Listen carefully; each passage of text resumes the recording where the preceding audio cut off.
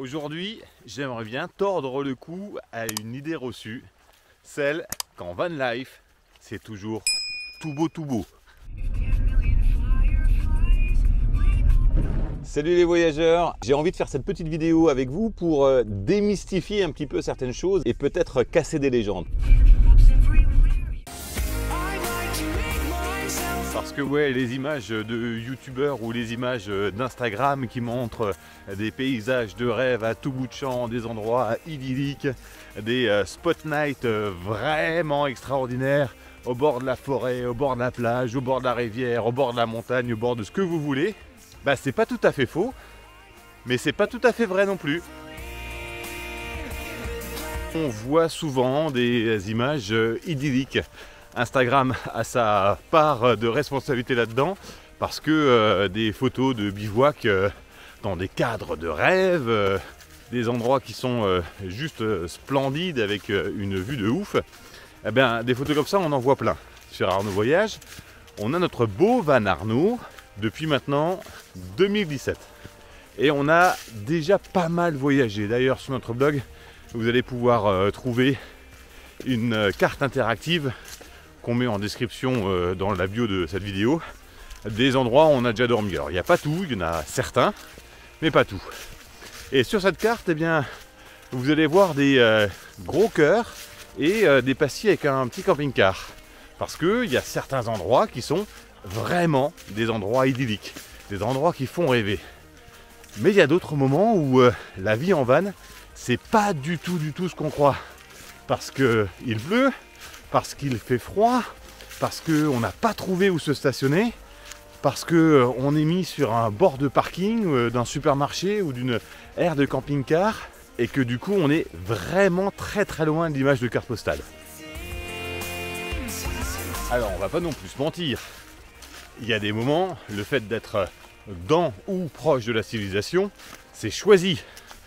Choisi parce qu'on va visiter un musée, parce qu'on va aller visiter un château, parce qu'on a envie d'aller visiter une ville et que du coup c'est quand même bien plus pratique de se mettre sur un parking ou sur le bord d'un petit chemin forestier juste à côté de la ville.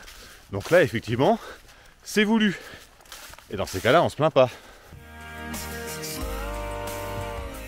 Mais il y a aussi plein d'autres moments où on n'a pas le choix. C'est le cas par exemple en Slovénie, quand on est dans la vallée de Bled avec le beau lac de Bohinj, je ne sais pas si je le prononce bien, ou quand on est des fois en Suisse, eh bien, il n'y a pas d'autre lieu que des aires de camping-car ultra bondées, on est collés les uns aux autres. Et puis, il y a des moments où on s'y prend trop tard, on est déjà à la tombée de la nuit, on n'a plus le temps de regarder les cartes comme il faut, et du coup, on subit.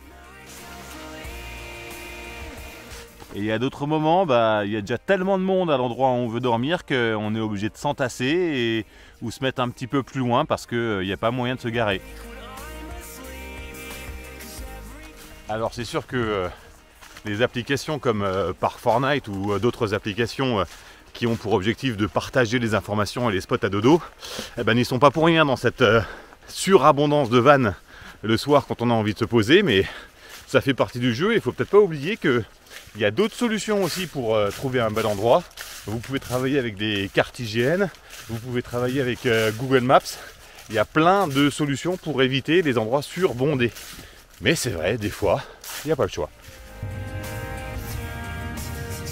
Et par moments, il faut aussi être un petit peu objectif dans ce qu'on voit et dans ce qu'on peut comprendre des images. Parce que, et ça nous est déjà arrivé, on peut très bien avoir un spot night qui d'un côté va donner une image idyllique et de rêve, alors que de l'autre côté du camion, on est au bord d'un supermarché, on est au bord d'une usine désaffectée, alors que on est à quelques mètres seulement des maisons.